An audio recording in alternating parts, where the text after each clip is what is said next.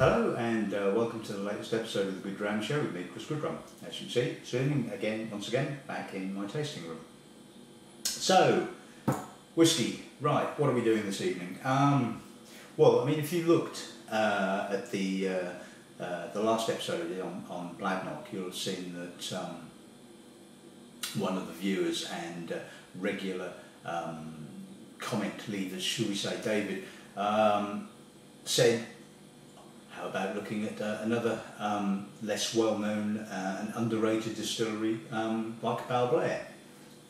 And et voila, here we have a tasting of Balblair. So, right, Balblair then, owned currently by in-house distillers, so I'd like to say a big thank you to them for supplying the samples for this evening's tasting. Situated in the Northern Highlands, founded in 1790 with a capacity of about 1.4 million litres of alcohol per year. Now, one of the interesting things about Balblair is that when in-house distillers purchased the distillery, late 90s I think it was, they decided to do away with age statements and instead just use a vintage date. So obviously what they've done is they've selected casks from the same year, vatted them together and then bottled them. A bit like Glenrothe, or Glenrothes as the case may be.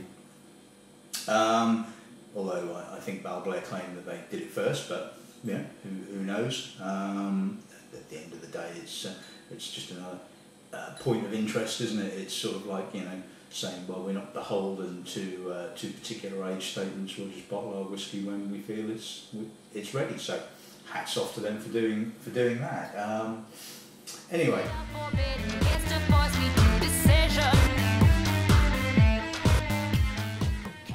So, the range.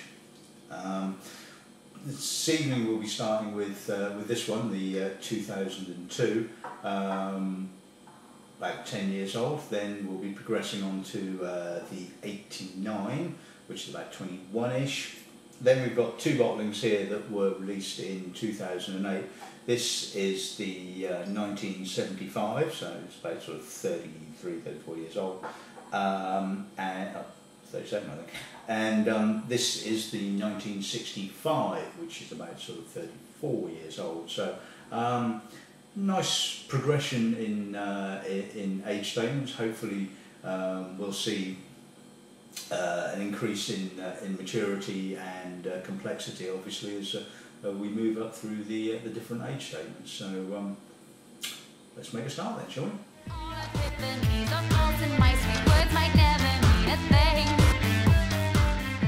Right, okay, let's start with the 2002, like I said, 10 years old, bottled at 46%. And let's see what the nose gives us then. That nose, to me, says typical Highland, or lightish Highland malt. Lovely, hard, granity, minerally, little bit of perfumed flowers and a sort of nice light sort of honeyed core to it. That's lovely, it's elegant, it's refreshing. Touch of caramel, a little bit of spice maybe, but it's all about the purity of the spirit. There's a little bit of creamy oak, but not much at all. A little bit of leafiness with time, I guess, but it's just that wonderful crispness, that like I said, that sort of granity, sort of minerally kind of character, which is really, really appealing. So let's see what the palate does then, shall we?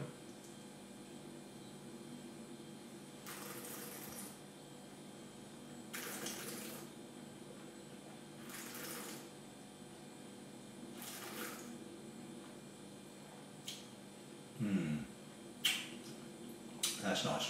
A little bit of creamy oak, apricots, the malt up first, and then whoosh, in comes this wave of mineral granity character. Really sort of drying, quite intense. Nice aftertaste. You know, it's got a bit of sort of like white fruit, bit of little bit of creamy oak coming back, some sort of herbaceous, nettly, almost kind of Sauvignon Blanc kind of character. And so the finish is really quite fresh, quite dry, clean. It's a sort of, you know, a lovely aperitif whiskey, you know, sort you can enjoy during the day, or sort of, you know, early on in a session, shall we say. So yeah, I like that. That has kind of, you know, Highland sort of stamped all the way through it. So yeah, really, really enjoyable that.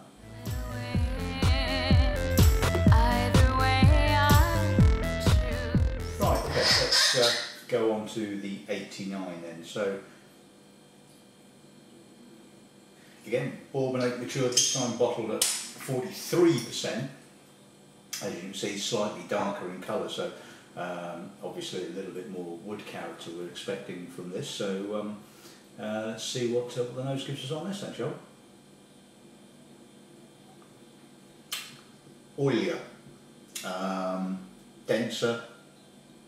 Yeah, there's more oak, but it's not sort of overt oakiness. It's kind of the impression of oak, should we say, which is, I guess, lending it sort of like some weight and body, a little bit of spice. You can certainly smell that there's more maturity. Like I said, it's a lot oilier, a lot denser, less of the sort of real fresh minerality of the 2002, but it still has a bit of an edge to it. But that's really nice, really dense. A lot of honey, and it's all quite compacted in. It's not giving an awful lot away, shall we say. It's not sort of hugely aromatic, but it's got some lovely depth to it.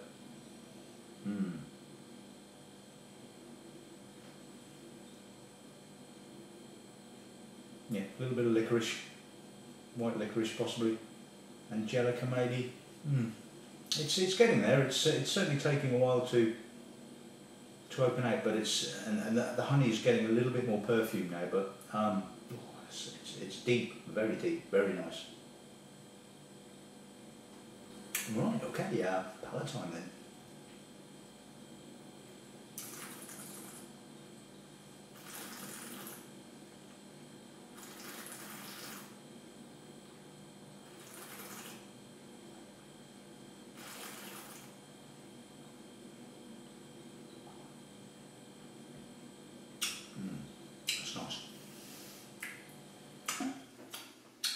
Quite a lot of sort of fudgy, toffee oak on this one. Some rich, slightly honeyed apricots sort of coming through in the middle, and then that sort of minerally, granity note is coming through on the finish. Really lovely progression.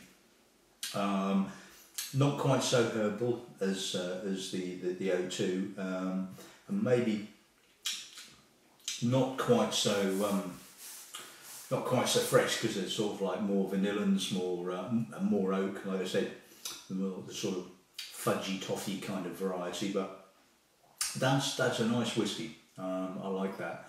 Lot of depth, quite chewy as well. You know, quite full, quite big. Yeah, but again, you know, like I said, has that minerality which makes the palate finish quite dry. So yeah, that's really enjoyable, really nice.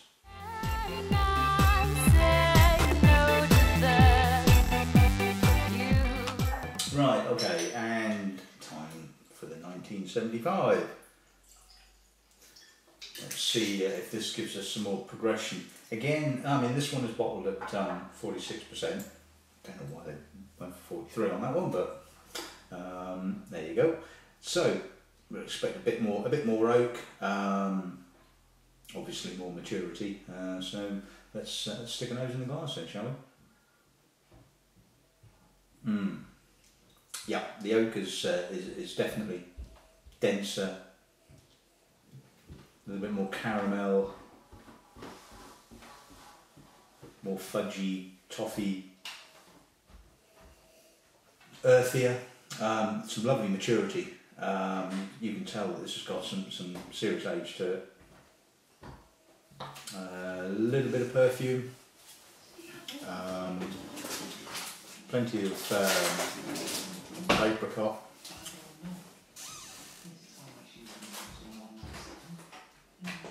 A little bit of spice. Again, that sort of granity note is sort of just at the edge, just sort of like giving it a little bit of freshness.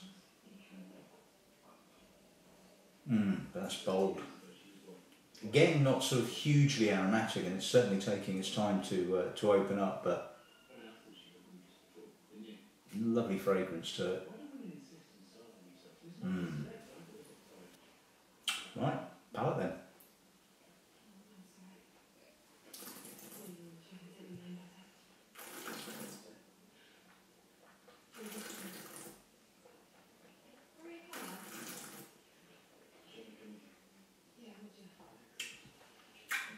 Oh, that's lovely.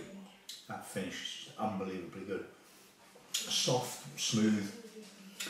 Does open again with quite a bit of the sort of fudgy oak, but it has that sort of lightly sawdusty kind of character, the sort of character you find with some old space like Glen Grant or Glen Rothes, or Rothes as the case may be. I can never say that right.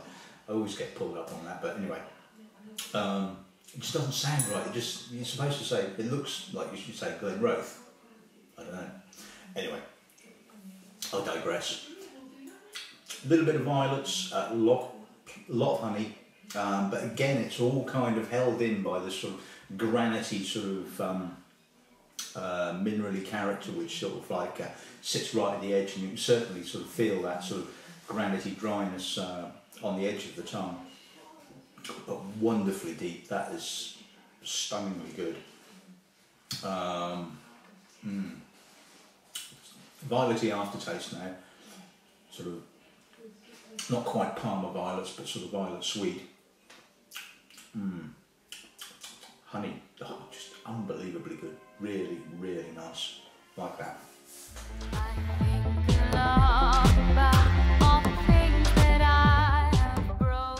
Right, and finally, the 1965. Now, this has quite a price tag, somewhere sort of close to about 1,400 quid. So we're hoping this is going to be really, really good. And let's see if it's worth the cash then, shall we? That's lovely. Deep, nutty, rich. It's got an almost kind of sort of a Amontillado sherry kind of character, that sort of nuttiness. But as far as I'm aware, I'm pretty certain it's all bourbon cask.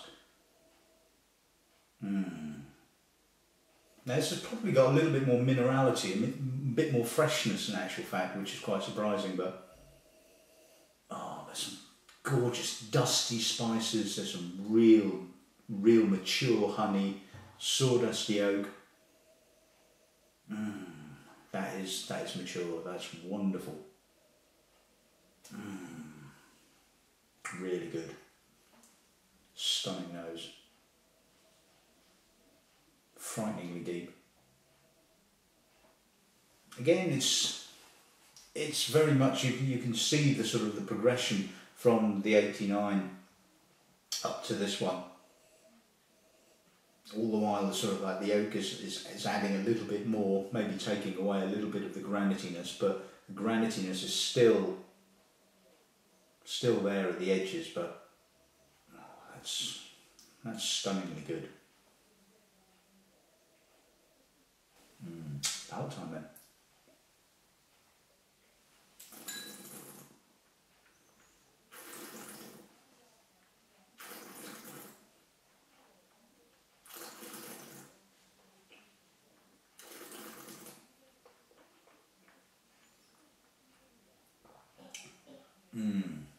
That's so soft, so smooth. Really didn't want to swallow that.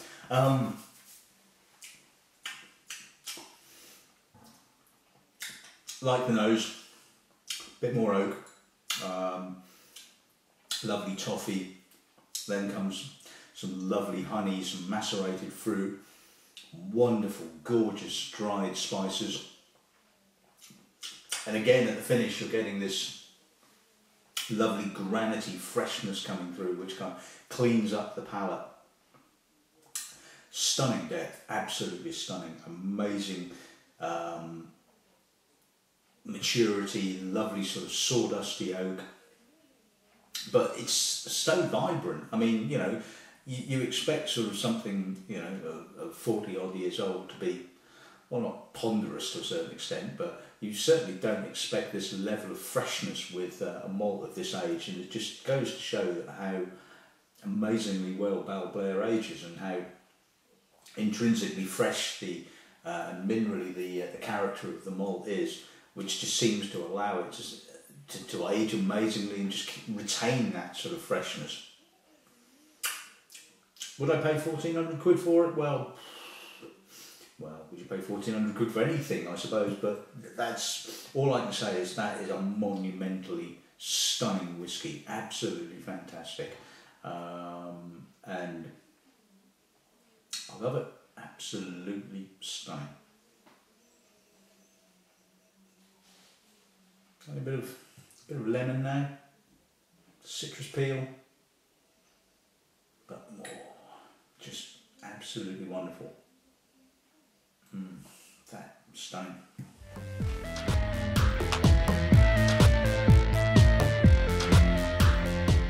Right, okay, yeah. Let's sum this up. A really interesting and very nice tasting. Balblair, as we've seen, ages amazingly well. 10-year-old, lovely, fresh, just a typical Highland malt. Excuse me. Just has that sort of lovely granity character, very much like Agnog in actual fact, which I think again is another really sort of typical Highland malt. 89. Now we're starting to see a little bit of an encroachment from the oak now, adding sort of like those little bits of fudge and toffee, but again it still retains some of the granitiness, a little bit more maturity, a little bit more depth, a little bit more oily. Personally, out of the two, I really love the freshness of the 2002, but that's just a personal choice. And the two older age statements, the 75, well, you know, again, it's kind of like taking the 89 and sort of like, you know, taking it up a notch or two. Wonderful maturity, again, you know, profile very much the same, bit more oak, but again wonderfully balanced by the sort of the granity character of the whiskey. And finally the 65, well, what can you say? Stunning whiskey. Probably one of the best whiskies that I've tasted this year in actual fact. Worth the price tag? Well, if you can afford 1,400 quid to spend on a whiskey, then you know you can't go far wrong in getting hold of a bottle of that. But that is just frighteningly good. So there you have it. I mean, all the whiskies are currently in stock and available on our website. Although the 65 is special order only. All the rest we have in stock. If you'd like to read my tasting notes, you can find them obviously on my WordPress blog. If you'd like to purchase any of these, then obviously pop along to www.gauntleys.com. Incidentally, I've just posted up today my top 12 whiskies, distillery bottled whiskies of the year, and you'll see that the 65 makes an appearance in that list. The top 12 independent bottlings will appear fairly shortly as well, so something else to read. And I guess that's about it for the show. So I hope you enjoyed this episode, and hopefully you'll have a look at Balblair, because it's stunningly good whiskey. So I guess all that's left to say is good evening, good dramming, and 65's all mine.